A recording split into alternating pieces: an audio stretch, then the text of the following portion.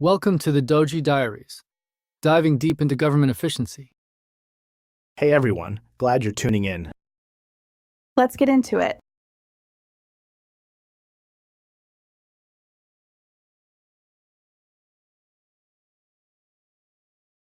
So, we've got a bunch of articles this week, all kind of circling around this new Department of Government Efficiency, or DOGE as everyone's calling it.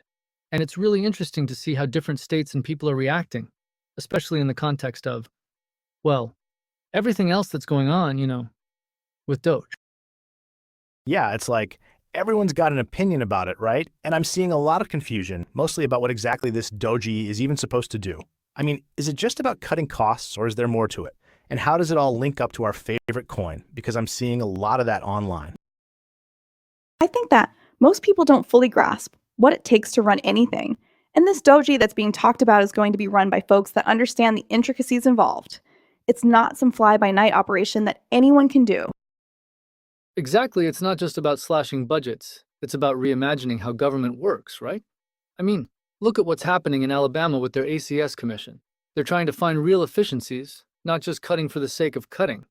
And they're using data, performance metrics. That's the future. That's where it should be.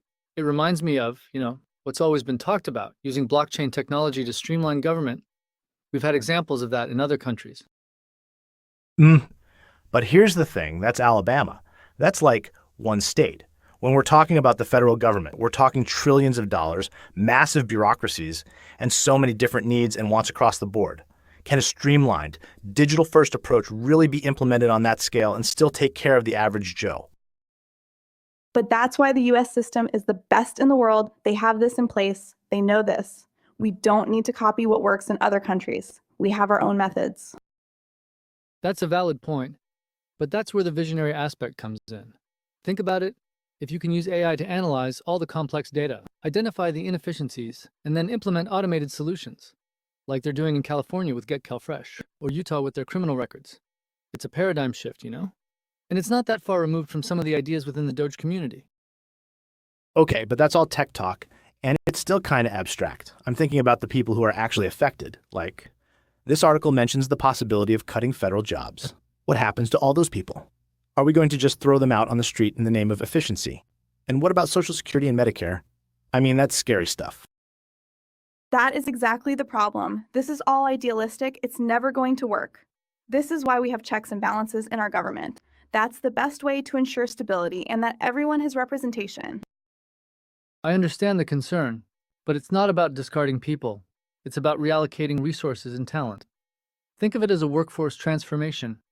Automation will take over the repetitive tasks, and people can focus on more strategic things. The things where human interaction is actually valuable. And besides, isn't that what everyone wants? We don't want to work in soul-crushing bureaucracy. This is freeing people, not punishing them. This could allow us to focus more of our government's resources into areas like space travel, like what Elon is doing, that inspires us all.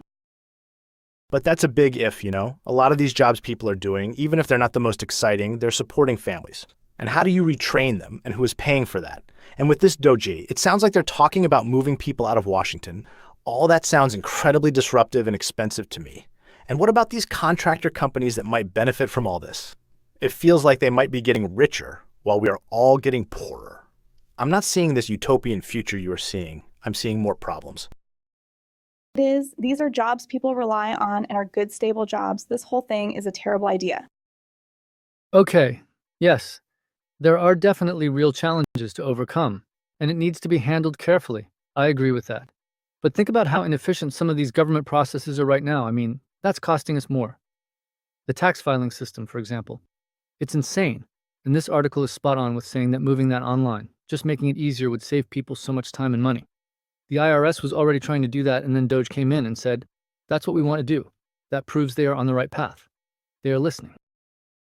Right. The tax filing app, yeah, that sounds like a step in the right direction.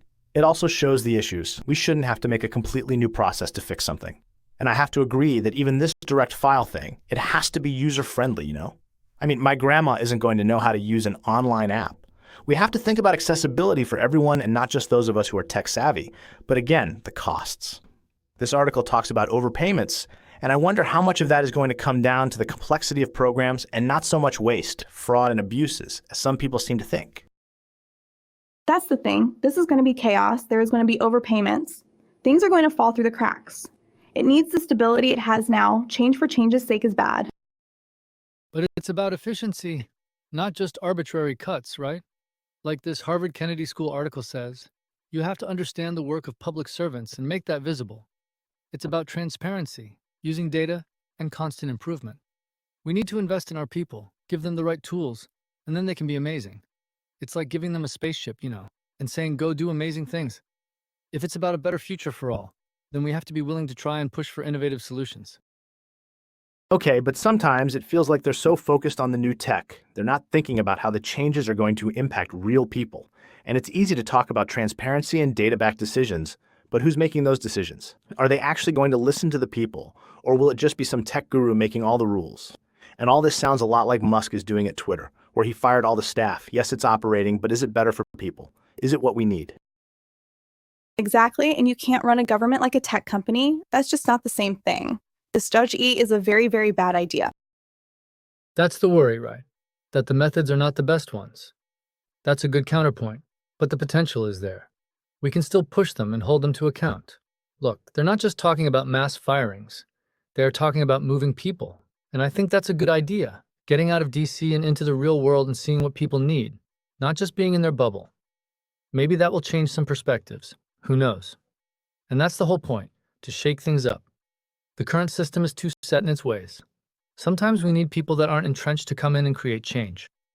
Remember, a lot of the great change in history came from people that weren't inside of the system. But moving people out of DC, that's not going to be a small thing. I'm sure there is lots of red tape. I mean, people have families. They have lives in Washington. It's not so simple to pick up and move. I do like that idea about getting people out of the DC bubble, though. Maybe that would make them more attuned to the issues we actually face. And I'm also seeing how this could make more jobs and not less. I just wonder how all the tech involved is going to benefit everyone.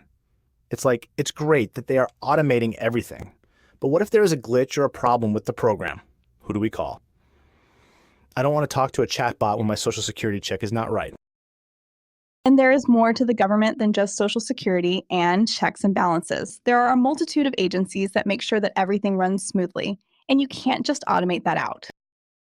That's true. We definitely need that human element there, and it's a balance that they will need to strike, which is why it's not just about cutting staff. But at the same time, the potential is there to use AI in a positive way, like assisting caseworkers so they can focus on the more complex problems, or make it easier to get the help you need in the first place. But you are right, there is a lot of risk there. I like what Malcolm Sparrow says about better business and better protection. At the same time, it's not always about more or less regulation, but better regulation. That's where it should be. Yeah, I can get behind the idea of smarter regulation and maybe not just more or less. This Lee Hamilton article makes a good point about daylight savings, right? It's like even something that seems so simple has a whole load of different viewpoints and is going to be complex to implement. I keep thinking of that example, that it shows how complex it actually is to change one little thing. What would this mean when talking about more complicated reforms? And that's exactly my point. It shows that there are systems and processes in place for a reason. This DOGE will break down so many things because of this simple fact. But that's a small issue. There is a difference between what is simple to change and what is necessary to change, right? The point is to cut the red tape, not to cause more delays and confusion. And the fact that they are talking about cutting bureaucracy, I think, is a step in the right direction. We need to get rid of the outdated systems, bring in new technology, and create a more efficient and responsive government. I think this can be a transformational change, a new era for government efficiency, especially given how connected to DOGE these plans seem to be. I do agree that there's outdated systems that need to go, for sure. But you're right, they can't just be blindly cutting and removing stuff just for the sake of it. There has to be a better system in place first. And it has to work for everyone, not just the tech folks and not just the contractors. And even that article about the contractors, I found that quite interesting. If you slash the government workforce but still need to get things done, doesn't that just mean you're going to be even more reliant on the contractors? It's still public money in a different pocket. It does. This is a terrible plan that will end up costing so much money, and the people will suffer. I think this is all just an attack on the current system, and it's terrible. Well, That is something that DOGE does plan to tackle according to this article. I mean, they want to decrease the spending on federal contracts, and so it's not always just about cutting spending in general, but reallocating it, you know? It's like, if the federal government can do it in-house and make better processes with the help of technology, then maybe we don't need to rely on contractors so much, which, let's be honest, is a huge waste of money. I mean, you can have private sector companies getting rich off of taxpayers. That is not the way to a better future. And if there is a way to create an environment that encourages creativity, then we can really see some amazing results. We have to see the bigger picture here. It's about government of the future, not just small tweaks to what we have now. Yeah, there's definitely a lot to unpack and a lot of potential risks, and I just hope that it will be carefully considered. I mean, what about people who don't have the computer skills? What about rural communities and older people? They should have the same access to government services as everyone else. This article about making government more effective, not just efficient, that resonated with me a lot. And I like what was said about starting small, piloting, before going all out with huge changes. We have to be smart about how we implement all of this and keep iterating and making changes as we go. It's all a pipe dream. That's the truth. I think this whole thing is going to fail, and everyone is going to regret this. This isn't how our government is supposed to work. It should be stable and slow and incremental changes. I guess only time will tell, right? But it's not just about slow and steady. Sometimes you need those big leaps, that disruption to create real change. We've seen it in every industry. It's happened over and over again throughout history. Now we are talking about applying that same level of thinking to government. It's a big idea for sure. It's not going to be easy, and there will definitely be pushback. But if we are focused on building a future that is better for everyone, then it's worth exploring. I think the DOGE and the DOGE project represent a hope for a future that is more equitable and more efficient for everyone. Yeah, I hear you. I think it's a lot to take in, and I'm still not sure what to think about all of it, to be honest. I think we have to keep our eyes on the ball, see what actually happens, and hold these people accountable. It's easy to talk about change, but it's much harder to make it work for everyone. And that's something we should all be very aware of and actively participate in. I agree we have to hold them accountable. But in my eyes, there is already so much accountability built into our system that I don't think we need something like this at all. But I guess we will see. Well, that's all we have time for today, I think. But this is a topic that's going to keep developing, so we will definitely come back to it. Thanks for tuning in, everyone. Yeah, thanks for listening. See you next time. Yep.